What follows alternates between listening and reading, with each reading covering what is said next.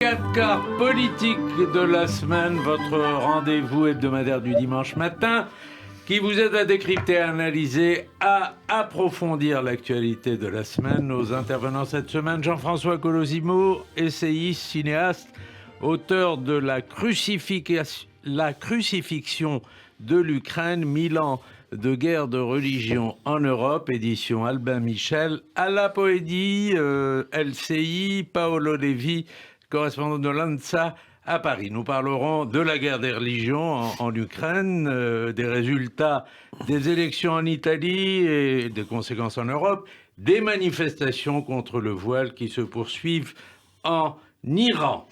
Jean-François Colosimo, bonjour. Bonjour. On va commencer avec vous, avec votre livre, qui est un décryptage du conflit ukrainien à la lumière de 1000 ans de guerre de religion en Europe. Vous repérez les lignes de fracture. Ces lignes de fracture, vous les voyez encore à l'œuvre autour de l'Ukraine, et vous écrivez « Nous avons omis que le fait religieux est premier, qu'il tient du code génétique, il structure les mentalités collectives et qu'il n'a pas besoin d'être manipulé pour influer ».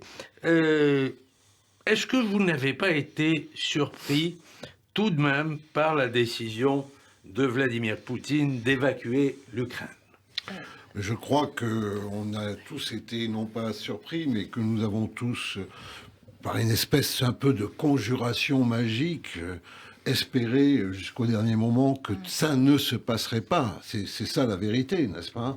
Alors évidemment, les Américains nous disaient le contraire, mais nous avions eu un peu quelques mauvaises expériences avec les Américains, et donc on était un peu dans le doute. Et puis tout le monde redoutait ce retour de la guerre en Europe, n'est-ce pas? Et puis personne ne voulait que l'Ukraine souffre comme elle a souffert.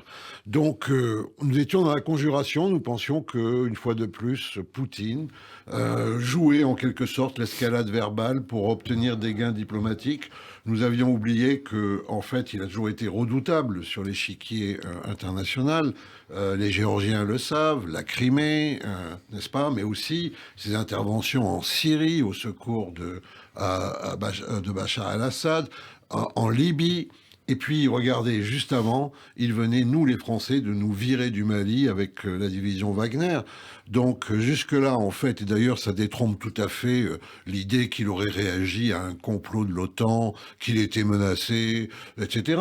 Pas du tout. Il a toujours été fort de nos faiblesses, et sur l'échiquier international, eu égard à la réalité de la Russie, il marquait des points tout à fait inconcevables, n'est-ce pas? Mais là, il a renversé l'échiquier par une guerre criminelle, fratricide, une guerre totale, et ça, évidemment, nous espérions que nous n'aurions pas à le voir, mais nous avons eu tort.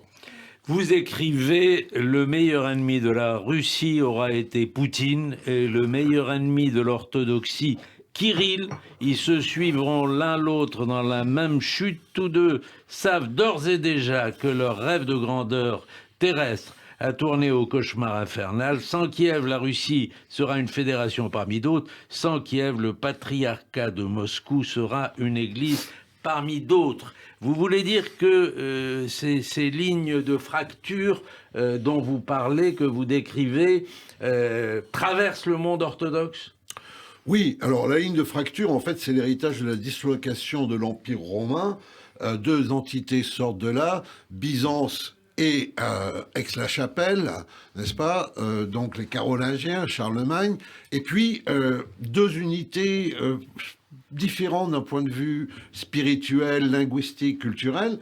Les missionnaires byzantins et les missionnaires carolingiens se rencontrent sur une ligne de fracture qui court de Riga, dans les pays baltes, à Split, en Croatie, de la Baltique à la Méditerranée. Et cette ligne de fracture, vous voyez, elle divise les Slaves. Elle divise les Slaves, les Polonais et les Biélorusses, les Croates et les Serbes. D'un côté, on a l'alphabet latin et la confession catholique. De l'autre, on a l'alphabet cyrillique et la confession orthodoxe. Or, cette ligne, elle traverse l'Ukraine en deux. L'Ukraine résume le drame européen, la division entre l'Est et l'Ouest. Et c'est en Ukraine que ce drame peut être surmontée. Et c'est pour ça que Poutine veut éradiquer l'Ukraine, n'est-ce pas? C'est aussi simple que ça. Alors ensuite, tous les empires se sont précipités là. L'Ukraine, en plus, a été riche d'universités religieuses, musulmans, juifs, protestants, n'est-ce pas? Donc elle résume bien, c'est un microcosme de l'Europe. Et dans le même temps, elle a connu... C'est un des rares lieux qui ait connu les deux totalitarismes, l'Holodomor, la famine organisée par terrible, avec 5, 6, 7 millions de morts, on ne peut pas les compter, même on ne sait pas trop, mais c'est énorme, organisée par Staline, et évidemment la Shoah par balle. Absolument. Alors vous mettez 1 million de juifs d'Ukraine, c'est énorme, et je crois que c'est le devoir des Ukrainiens et de nous avec eux de bien garder cette mémoire de l'enchaînement des deux totalitarismes. Alors, vous mettez en miroir, effectivement, la grande famine déclenchée en Ukraine, l'Holodomor, qui a fait des millions de victimes, et la Shoah par balle. Et vous rappelez que le discours à la Knesset de Zelensky avait un peu froissé les Israéliens. Vous notez aussi que la judéité est inexistante aujourd'hui en Ukraine, elle est sauf au sommet, quand même. Elle est très marginale. Alors, d'une part, Volodymyr Zelensky, qui a montré son dépassement de lui-même, n'est-ce pas? Puisque, bon, d'un acteur élu sur sa popularité, il a pris une dimension churchillienne, il n'y a pas de question là-dessus. Mais bon, Volodymyr Zelensky, sa femme est orthodoxe, ses enfants sont baptisés orthodoxes, chrétiens, parce que c'est comme ça, n'est-ce pas? C'est quand même la religion dominante. Probablement 7, 8 Ukrainiens sur 10 sont de baptême orthodoxe, plus le fait que la moitié des catholiques, qui sont à peu près 15-20% en tout, mais la moitié d'entre eux sont aussi de rite grec, catholique, byzantin, surtout en Galicie. Mais enfin, donc il y a bien une unité cultuelle derrière l'unité culturelle. Non, la question c'est que là aussi il y a un combat, mais c'est un combat que les Ukrainiens pourront mieux mener désormais. C'est un combat pour une mémoire totale de l'Europe, n'est-ce pas? Et évidemment, cette mémoire de l'Europe, elle est inconcevable sans le fait juif et sans aussi ce que les juifs ont subi et souffert. Donc, je dirais, là, il y a un enjeu énorme, mais il y a beaucoup d'intellectuels ukrainiens sur lesquels on peut compter là-dessus. Il n'y a pas d'indépassable. L'erreur de Zelensky, ça a été je dirais, de un peu gommer les aspérités de l'histoire. C'est ça, enfin, d'aller un peu vite sur l'histoire et ne pas se souvenir qu'il y a eu évidemment des divisions, c'est la vérité, mais ça n'excuse pas du tout le discours de Poutine, ça n'a rien à voir avec aujourd'hui. Il y a eu des divisions SS galiciennes. Pourquoi? Parce que ces gens-là ont fait une erreur qui a été très très fréquente à cette époque-là, outre probablement qu'il y avait un antisémitisme réel, c'est que dans leur volonté de lutter contre Staline, ils se sont alliés avec le double de Staline. C'est tout ça, c'est la confusion totale qui a régné à cette période. C'est terrible, c'est tragique, c'est derrière nous. Apprenons de cela. Alors, encore un mot, parce que je vais faire réagir évidemment Alain Poëdi et Paolo Levi sur ce qui vient d'être dit. Encore un mot, parce que vous avez donné une interview au Figaro très intéressante, où vous disiez qu'avec Poutine, c'est la victoire des slavophiles contre les occidentalistes. Non. Oui, enfin, ça, c'est plutôt ce qu'on vient de me faire dire. Non, mais bon, les premiers slavophiles... ce sont plutôt des spiritualistes. Après, le mouvement dégénère à la fin du XIXe siècle. Les occidentalistes et les slavophiles, alors vous voyez, est-ce que la Russie doit se fermer et apporter quelque chose à l'Occident, ou est-ce qu'elle doit s'occidentaliser? C'est ça le débat, et il continue aujourd'hui. Ben, la vérité, c'est que les slavophiles et les occidentalistes, aucun d'entre eux n'aurait envisagé la destruction de Kiev et de l'Ukraine. C'est ça la vérité. Je veux dire, alors, j'ai pas dit qu'ils étaient tous philo-ukrainiens, etc., mais enfin, jamais aucun d'entre eux. Non, le fin fond de la mentalité de Poutine, c'est la gnose manichéenne qui est inhérente au marxisme. C'est ça qu'il faut comprendre. Il y a noir et blanc, il y a le bien et le mal. L'autre, c'est le mal. Parce qu'il existe, il doit être exterminé en tant que démonstration de ma volonté de puissance. Et il y a aussi, dans ce manichisme, dans cette gnose manichéenne d'éradication de l'autre, il y a aussi, je finis là-dessus, évidemment, l'impatience de l'apothéose, du feu purificateur. Et on est là véritablement dans cette explication que Poutine n'a pas cessé de varier ses buts de guerre, mais qu'on est passé du fait qu'il fallait sauver la Russie, sauver les russophones et orthodoxes de l'Est, du Donbass, et puis qu'il fallait éliminer un régime nazi, et puis qu'il fallait finalement non pas rééduquer, mais exterminer l'Ukrainien et rayer l'Ukraine de la carte, et puis à la fin, c'est une guerre totale contre l'Occident menteur, hypocrite, décadent, l'Occident qui... Ça, c'est le dernier discours à Moscou de Vladimir Poutine. Alla Poédi, bonjour. On est heureux de vous recevoir. Vous êtes conseil en relations internationales France-Ukraine. Vous êtes déjà venu au 4 quarts et vous nous faites le plaisir de revenir. Un mot d'abord de l'actualité immédiate. Tout semble indiquer que la ville de Liman, qui appartient aux zones annexées par Poutine, a été reprise par l'armée ukrainienne et Zelensky a annoncé aujourd'hui qu'il y aurait d'autres prises du même type. Oui, les régions de Donetsk et Lugansk sont en train de quitter petit à petit la grande empire russe parce qu'ils ont demandé leur sortie de ces territoires annexés. Et c'est une très bonne chose. Vous voyez comment notre état-major communique très peu sur les événements qui se passent. On n'avance jamais. On précise que d'abord les prises bien finies, bien délimitées, déterminées, et après seulement on va communiquer sur les victoires. Donc, et on sait déjà par les bruits qui courent, par les chaînes de Telegram que je suis, les amis que j'ai sur place, qu'on va avoir des annonces disons difficiles, mais très quelque part joyeuses aussi pour nous, parce que les territoires seront libérés, mais on entendra aussi d'autres choses malheureusement, comme souvent ce qui se passe sur les territoires qui sont libérés de cet agresseur russe sanguinaire. Jean-François Colosimo, dans la même interview au Figaro, compare l'État poutinien et l'État islamique et affirme que la différence entre Oussama Ben Laden et Vladimir Poutine tient en un chiffre: 6300 ogives nucléaires. Qu'est-ce que vous en pensez ? Moi, je pense qu'il ne faut pas trop penser à ces ogives nucléaires aujourd'hui, parce que dans tous les cas, d'une manière universelle, on va tous mourir de quelque chose. Mais ces peurs de l'Occident, de cette attaque nucléaire, Poutine, il a utilisé depuis son arrivée au pouvoir. Il a compris que l'Occident, qui s'est levé un peu dans le confort, dans l'après-guerre, dans les 30 glorieuses, qu'il ne voulait surtout pas imaginer des horreurs, des guerres, des destructions ou de fins brutales. Donc, il a utilisé, il a sorti comme un sauvage qui sort son bâton de guerre. Il a commencé à le montrer et les Occidentaux ont dit, bon, là, attention, on va faire attention, on va pas fâcher ce fou. Et ils ont lâché la Géorgie. Il faut dire que à partir de là, Poutine, il a confirmé son idée d'envahir l'Ukraine. C'était vraiment le début de ces projets, parce que vu que l'Occident a peur, donc on va y aller. Et depuis, seulement je pense que maintenant il y a un petit changement, parce que quand on voit ce que se passe aujourd'hui sur le terrain, on comprend que finalement peut-être la réalité elle est différente des fantasmes des poutiniens et aussi des fantasmes des pro-poutiniens, des pro-russes, tous ceux qui défendent un peu la cause, pour moi indéfendable, de cet État un terroriste qui est la Russie.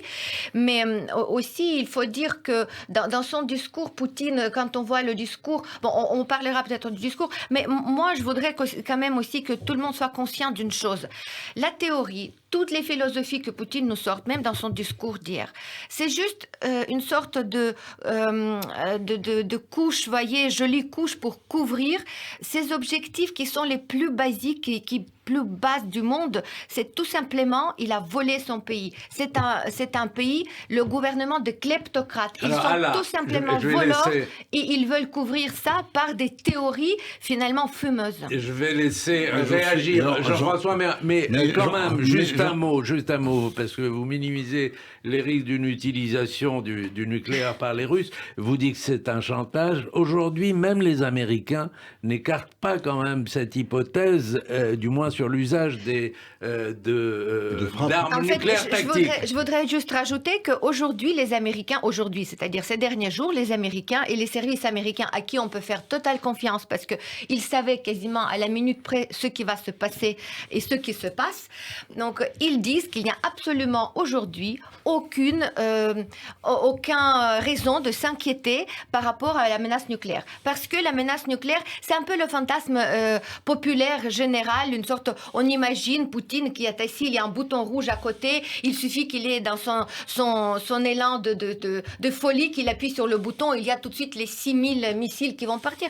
C'est pas vrai, c'est pas aussi simple que ça. Il y a toute une chaîne de commandement avant d'arriver disons, au départ de ces missiles, mais c'est pas le bouton rouge, c'est les codes en fait. Dans la petite valisette, il y a des codes. C'est très complexe à faire marcher, et surtout aujourd'hui, quand on sait qu'il y a, je sais pas combien de satellites qui tournent autour de la Russie, les Américains savent très bien où se trouvent les porteurs de missiles, où se trouvent les obus nucléaires eux-mêmes, où se trouvent les bunkers de Poutine et où il est dans quel bunker au moment bien précis. Les Américains le savent et nous le savons qu'ils le savent parce que nos services de renseignement marchent très bien. Donc aujourd'hui, pour l'instant, rien n'indique qu'il y a au moins petite inquiétude. Personne ne bouge dans ce sens. Donc je rassure tout le monde, quand il aura à s'inquiéter, je vous dirai. Jean-François Golossy. Oui, alors plusieurs choses. D'abord, le parallèle avec Oussama Ben Laden, c'est parce que Poutine a des discours où il dit nos ennemis iront crever en enfer et nous serons au paradis, ou encore le patriarche Kirill, qui est en fait une pièce du système poutinien, qui n'a rien à voir avec l'orthodoxie, pas plus que Poutine représente la Russie, peut déclarer que les soldats qui vont mourir au front seront lavés de tous leurs péchés et iront directement au paradis. Donc on voit qu'il y a une similitude de discours qui est fondée sur le même principe de la terreur. C'est ça que je voulais dire. La deuxième chose, c'est que oui, je suis d'accord, et c'est d'ailleurs pour ça, on le voit bien, il y a 250 000, 270 000, c'est même les chiffres du FSB qui doit les admettre, donc c'est beaucoup plus jeunes Russes qui ont fui la mobilisation. En dépit d'une propagande éhontée, en dépit du fait que ce peuple est claquemuré dans de la désinformation la plus totale, etc., bon, on voit bien que les élites qui sont soit en prison, soit en exil d'ailleurs, hein, sous la pression de Poutine, ces élites représentent la Russie, alors que Poutine ne représente que son régime. Alors, mais c'est là où, effectivement, bien sûr, une frappe nucléaire, même tactique, n'est guère vraisemblable, parce que de toute façon, dans son cerveau reptilien, Poutine est structuré selon les codes de la guerre froide. Et la guerre froide, c'est qu'on déplace les affrontements entre les deux superpuissances sur, à l'époque, l'Union soviétique, sur des terrains annexes. L'Asie, l'Afrique, etc. Mais il n'empêche que, si ça n'est pas vraisemblable, on ne peut pas dire que ça sera tout à fait impossible. D'abord parce que les impossibilités, on a vu que, bon, avec Poutine, chaque fois qu'on pariait sur l'impossible, on était vite détrompés. Et deuxièmement, on peut tout à fait imaginer que, d'ailleurs, l'affaire Nord Stream, c'est vraisemblablement, enfin, plus que vraisemblablement, on attend les résultats d'une enquête, mais les Russes, bon, alors qu'est-ce qu'il fait ? Effectivement, il faut se rappeler que, vraisemblablement, il y avait des charges de dynamite qui étaient dans les tuyaux, ce qui a permis de faire cette opération. Il n'y a que les Russes qui ont pu les placer. Deuxièmement, Gazprom, puisque tout est interrompu, aurait eu à verser des milliards d'euros d'indemnités, et donc ça supprime ce problème. Troisièmement, c'est un signe de la terre brûlée. Alors, avant la frappe nucléaire, il y a tout de même le fait que là, il a pollué complètement la Baltique. Vous voyez, je veux dire, faisons attention. S'il faisait une frappe nucléaire tactique, parce qu'effectivement, l'avancée des troupes ukrainiennes est remarquable, et en fait, l'armée russe est en pleine déroute, débâcle, défaite. S'il fait une frappe nucléaire, il appelle Biden et lui dit « Je fais une frappe nucléaire pour arriver à la table de négociation », est-ce qu'on répond, nous, part du nucléaire? Non, la réponse c'est non. La réponse c'est non. Les Américains ont déjà étudié ça. Ils font du carpet bombing en Russie en représailles. Ce qui veut dire que implicitement, et là on a un problème avec les Américains, Je veux dire, Biden a dit dès le départ qu'il n'y aurait pas un soldat américain qui mourrait pour l'Ukraine, il n'y en a pas un seul qui est mort. Et deuxièmement, on sait que dans la théorie américaine, la réponse est du carpet bombing. Mais... Tout ça laisse ouvert, attendez. tout ça, un grand bombardement On va laisser Paolo Levi dire un mot ensuite. Un grand bombardement classique. Tout ça laisse ouvert dans l'esprit de Poutine, dans le cerveau de Poutine, qui est peut-être malade, mais qui reste très rationnel, puisque, comme le disait Chesterton, un fou, c'est celui qui a tout perdu sauf la raison. Il a perdu la relation réelle, mais il continue à avancer sur son projet. Moi, je dirais que, et j'entends vos mots de rassurance, parce qu'ils sont vitaux pour la poursuite de votre combat, je dirais, malgré tout, soyons quand même circonspects. Alors, vous interpellez Alain et vous allez répondre, mais je voudrais me tourner vers Paolo Levi. C'est la première fois que vous venez, on est très heureux de vous recevoir au 4 quarts. On va parler de l'Italie avec vous, et des conséquences sur l'Ukraine, et des conséquences ici, mais vous suivez ce qui se passe en Ukraine, comment vous réagissez à ce qui vient d'être dit? Mais écoutez, l'inquiétude est immense aujourd'hui pour ce qui se passe en Ukraine. C'est la guerre, comme l'a rappelé Jean-François Colosimo, qui revient en force dans le continent européen. Et c'est quelque chose qu'on ne connaissait pas de nos jours. Et voilà, donc on sort de cette zone de confort. Aujourd'hui, en Italie, il y a eu des élections où on a une majorité de droite et d'extrême droite qui est plutôt fracturée sur la question, c'est-à-dire que Giorgia Meloni, qui est la grande gagnante de ce scrutin, est plutôt pour une position de dénonciation claire. Alors on va y revenir. Mais un dernier mot pour Alain avant de faire une pause et de reprendre sur l'Italie. Alain Poëdi. Je voulais réagir par rapport toujours à cette question nucléaire, bien sûr, qui fait tout de suite réagir le monde entier, n'importe qui à qui on va parler, qui entend parler de la menace nucléaire, ça fait tout de suite réagir, et c'est tout à fait humain, c'est normal. Mais il faut dire que dans tous les cas, ce que se passe en Ukraine, ce n'est plus, par rapport au nucléaire, ce n'est plus la question ukrainienne. Parce qu'il ne faut pas oublier que l'Ukraine, à la dissolution de l'Union soviétique en 91, elle s'est retrouvée être troisième pays le plus puissant au monde, avec le nombre des ogives nucléaires.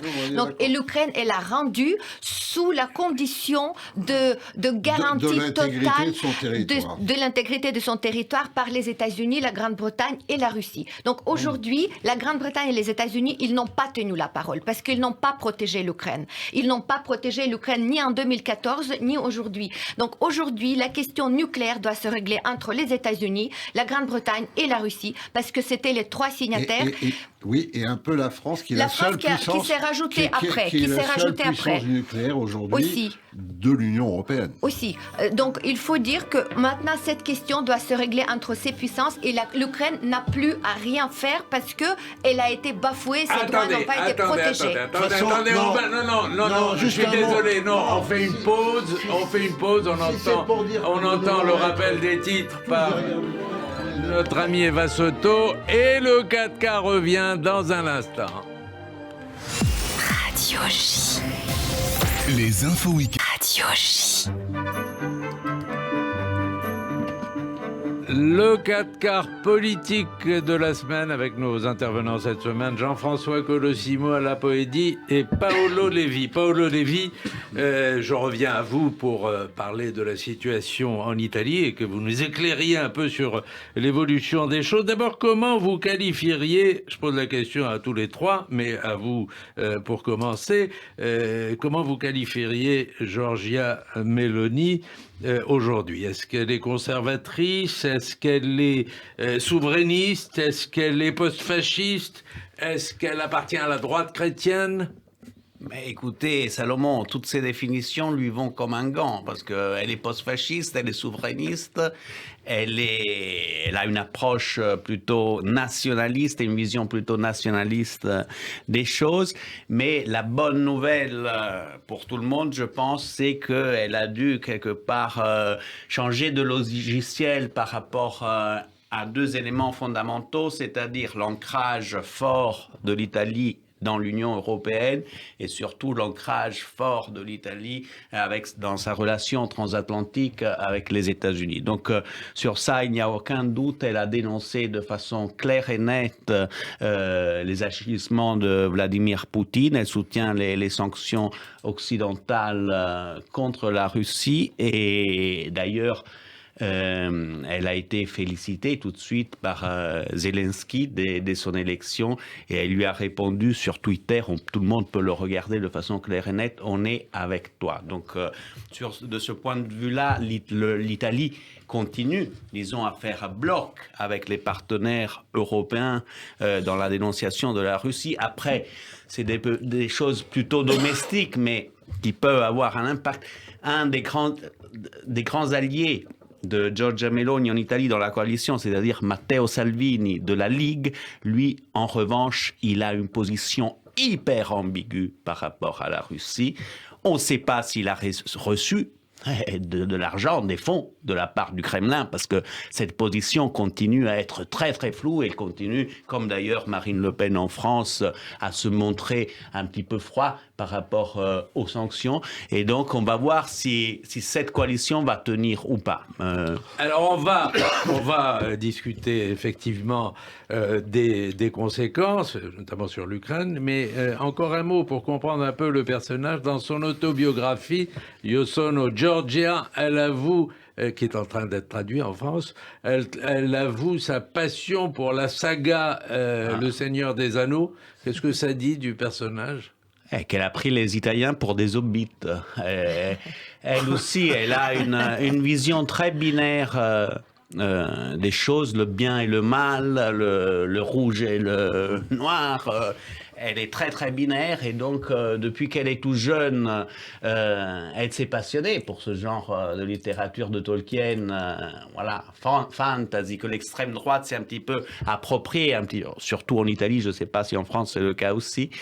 Et elle le cite à tout va à chaque occasion et c'est un petit peu l'Italie est un petit peu dans sa vision la terre du milieu où voilà les hobbits doivent faire justice sur je ne sais quoi, je ne sais pas quelle forme de mal, etc. Donc c'est une vision assez simpliste qui est, mais maintenant je pense que elle va devoir arriver à la tête du pouvoir et va devoir se confronter avec la complexité du monde. Mais expliquez-nous, Madame Meloni faisait 4% quelques mois avant les élections, elle fait aujourd'hui 27%.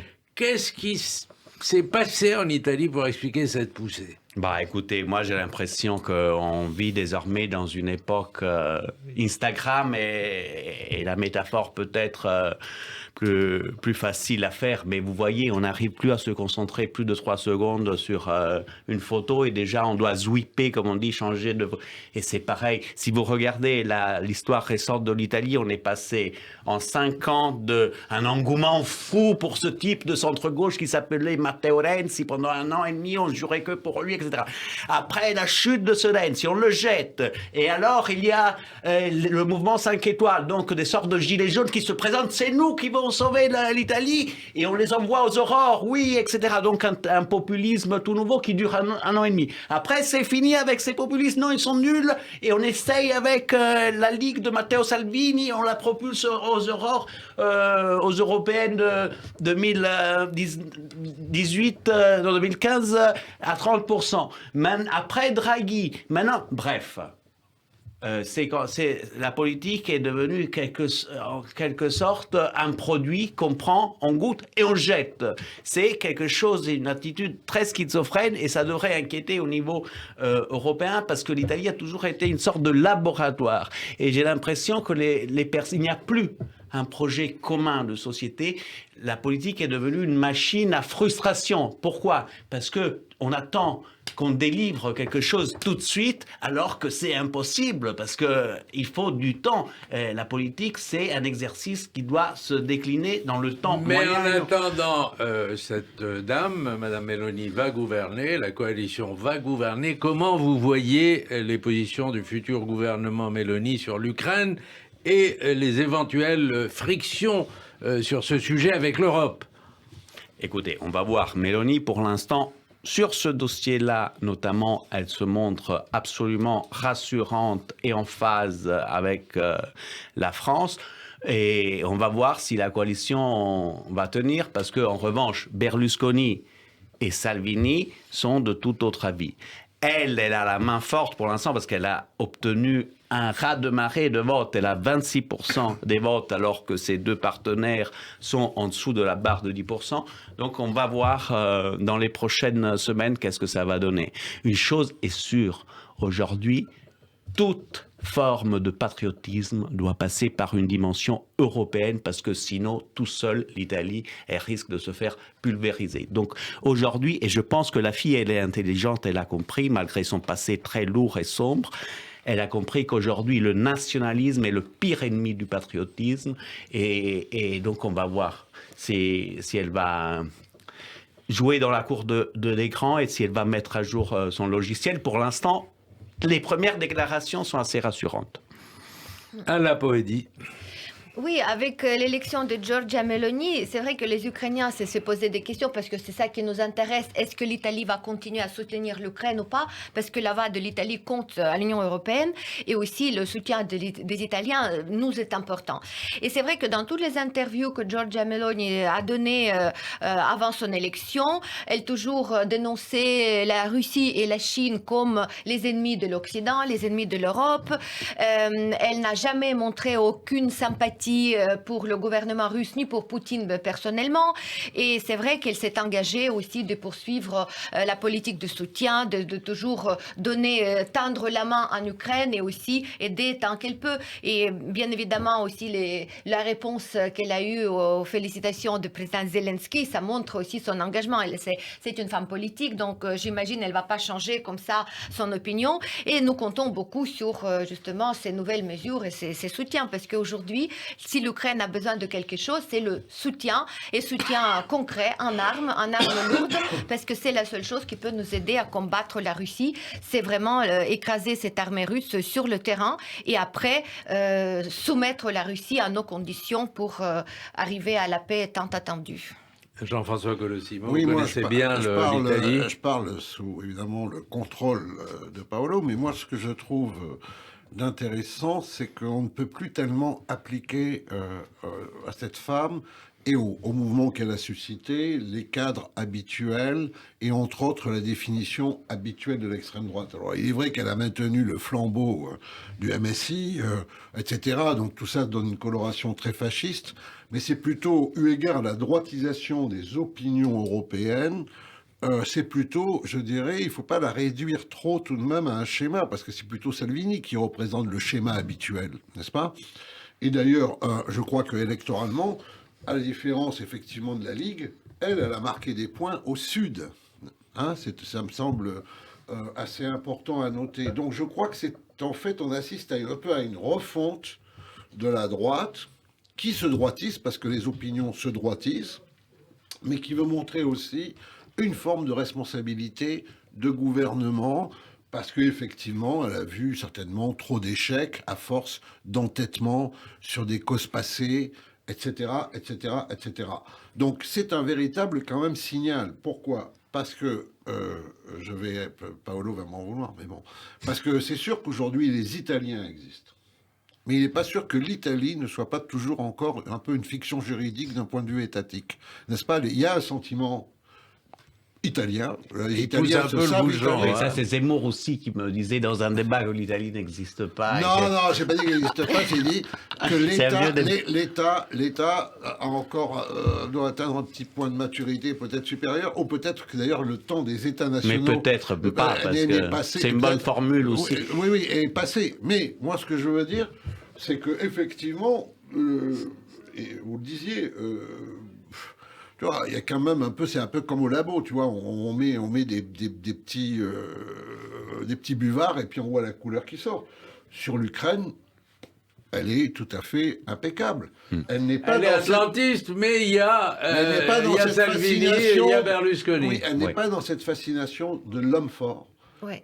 qui marquent les extrêmes droites européennes, qui sont d'ailleurs complètement Françaises bourrées beaucoup. sur Poutine, pensant que c'était le défenseur de l'Occident chrétien. Enfin voilà, on était vraiment... Dans je le veux dire, fantasme pur. Hein. Oui, il fallait qu'ils arrêtent de boire ou de fumer, je ne Oui. sais trop quoi. Non, mais c'est ça la vérité, etc. Bon, donc ils ont acheté les représentations de Poutine, virilité, masculinité, ordre, tout ça. Ils n'ont pas vu le kleptomane qu'on décrivait tout à l'heure, mais elle a l'air un peu plus, je dirais, centrée sur son pays. Et elle correspond quand même. Il y a aussi la catholicité. Elle dit Voilà. je suis catholique. Oui. Voilà, alors Chrétienne. attention, ça ne veut pas dire qu'il y a des accords du Vatican, parce que le catholicisme Non. de François et le catholicisme de cette Aux dame antipodes. ne sont pas les mêmes. Attention, arrêtons, parce qu'il y a deux façons de voir quand même le christianisme. C'est soit de le voir comme une identité de civilisation, blanche, européenne, enfin, etc., soit de le voir comme une foi. Le christianisme. C'est très très différent, et là il y a un combat interne aujourd'hui dans le monde chrétien entre ceux qui voudraient réduire le christianisme à une idéologie conservatrice, centrée sur les mœurs, etc. Bon, avec en plus le problème du gros accident quand même que représente pour l'opinion la multiplication des scandales sur les abus sexuels, quand on veut donner des leçons, etc.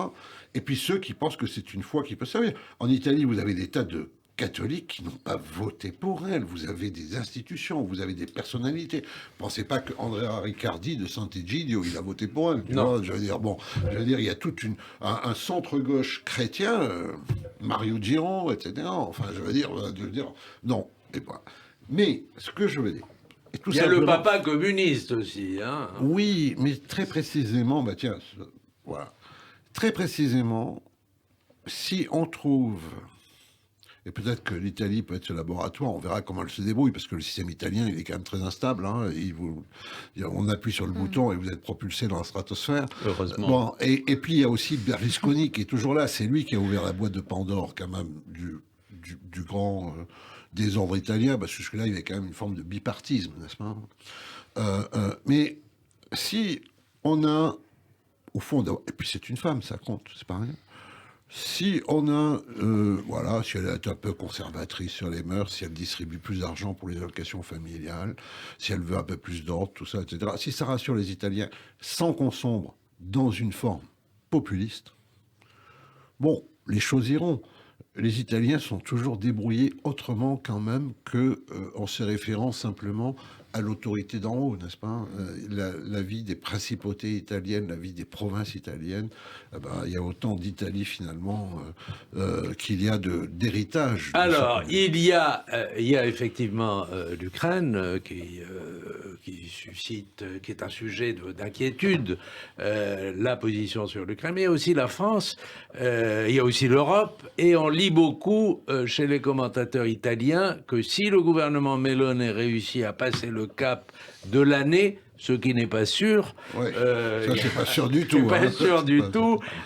C'est un boulevard qui est ouvert à Marine Le Pen en France. Qu'est-ce que vous en pensez, Paul? Bah écoutez, on a vu tout de suite après l'annonce des résultats en Italie, on a vu l'extrême droite, le Rassemblement national, tout le monde, de Zemmour à Marine Le Pen, en passant par Jordan Bardella, tout le monde a salué cette victoire de Fratelli d'Italia en Italie.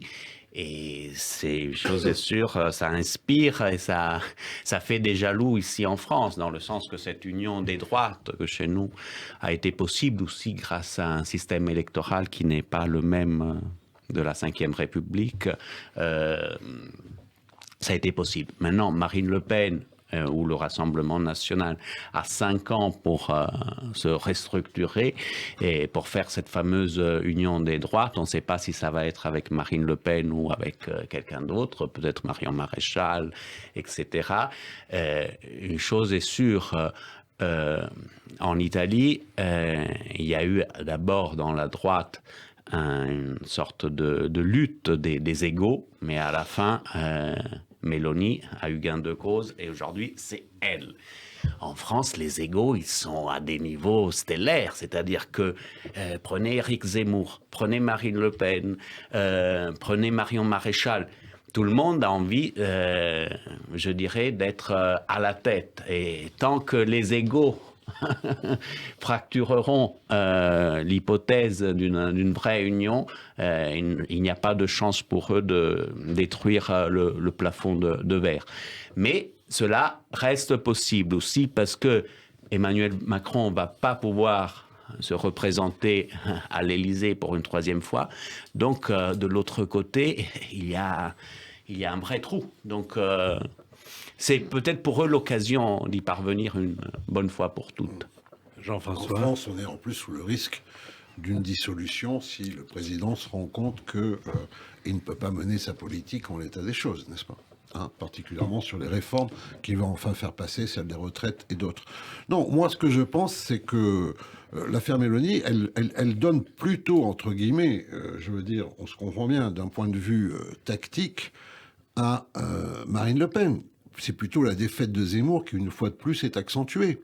C'est-à-dire qu'on ne fait pas voter les gens sur l'idéologie. On ne fait pas voter les gens sur des concepts collectifs complètement abstraits. Je pense que ce qu'elle a su faire, cette Italienne, c'est parler aux Italiens, de leur vie quotidienne aussi, de la même manière que Marine Le Pen a vraiment creusé un écart phénoménal. Elle a beaucoup moins parlé d'immigration, beaucoup plus de pouvoir d'achat. Et donc, on voit qu'il y a quand même aussi, avec ces femmes, c'est intéressant ça, un peu de normalisation, je dirais, là où peut-être les hommes joueraient sur la virilité, l'excitation, des mauvaises passions.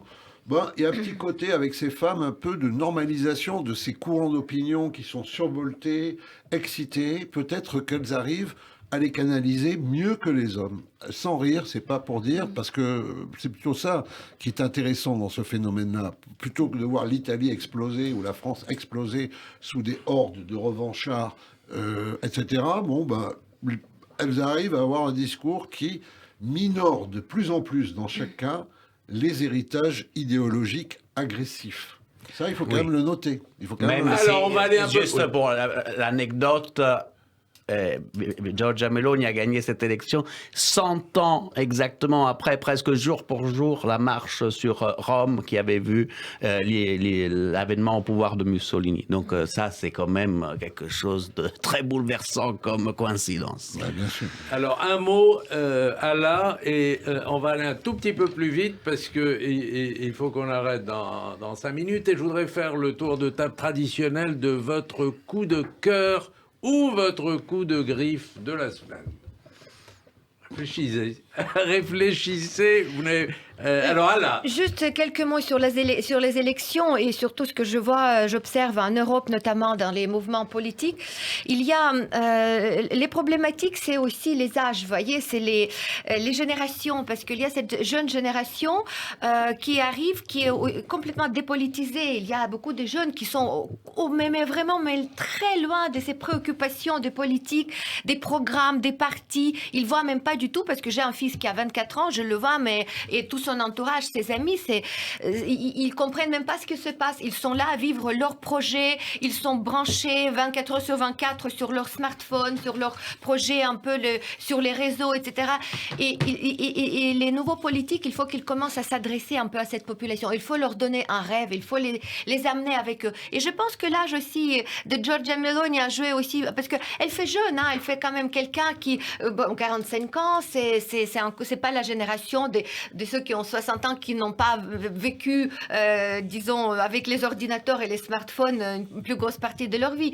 Et ça aussi, et après les anciens électeurs, ils partent, ils deviennent aussi moins peut-être pesants dans la vie politique, mais je pense que dans tous les cas aujourd'hui, les partis, ils doivent se pencher plus sur cette idée de donner un rêve aux jeunes, pour les amener à s'intéresser à la vie politique, la vie sociétale, et pour s'investir pour le futur de leur pays et leur futur, qu'ils comprennent que c'est lié. Donc, je vois par exemple, pour quand même parler de l'Ukraine, je vois à quel point aujourd'hui les Ukrainiens, ils sont pas qu'avec la guerre, mais même dernières années, et on voit que la vraie démocratie aujourd'hui en Europe s'est construite vraiment en Ukraine, beaucoup plus avant la guerre. Aujourd'hui, nous sommes dans l'urgence de la situation, mais les Ukrainiens étaient en train de vraiment gérer la politique, mais à tous les niveaux de la vie, à partir des plus jeunes, qui s'investissaient dans la vie politique et future de leur pays. Alors, je voulais qu'on parle de la situation en Iran. Il y a une manifestation cet après-midi à Paris de soutien à ces femmes, qui défilent, qui manifestent.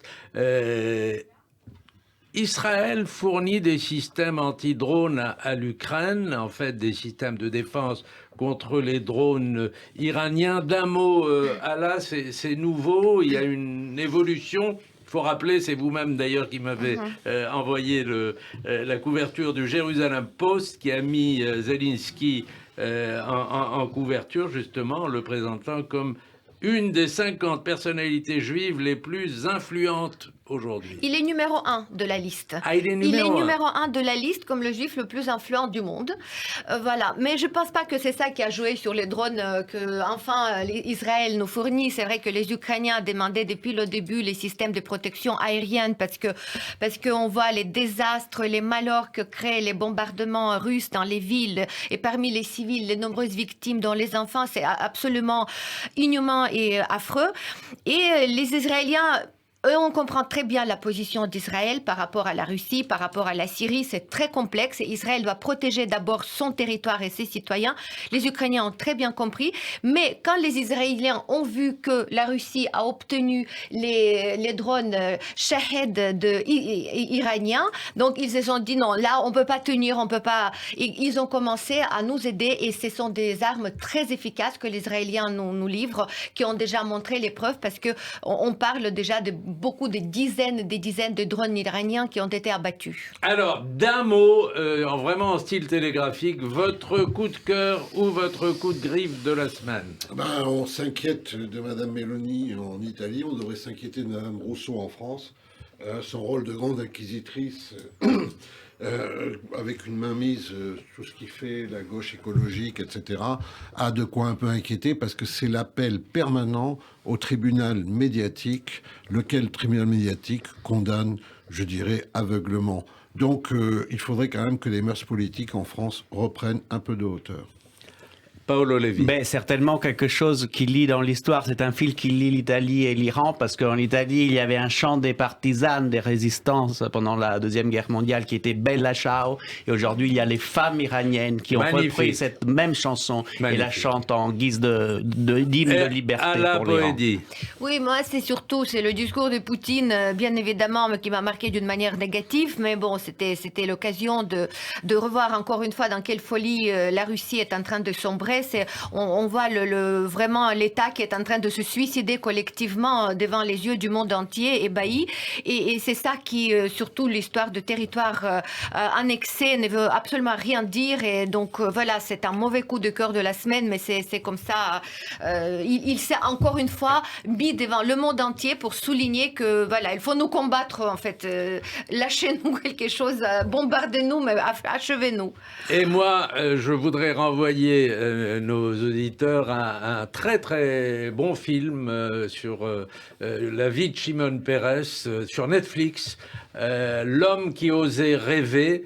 Et alors il a peut-être rêvé un peu trop, je ne sais pas, mais le film est très bien parce que c'est aussi une histoire d'Israël racontée. C'est un film américain et allez voir, c'est très intéressant. Et je renvoie évidemment au livre de Jean-François Colosimo qui a permis cette rencontre, La crucifixion de l'Ukraine, 1000 ans de guerre de religion en Europe, chez Albin Michel. C'était le 4 quarts politique de la semaine. Merci à Jean-François Colosimo, à Ala Poedi et à Paolo Levi. Bon Kippour à tous.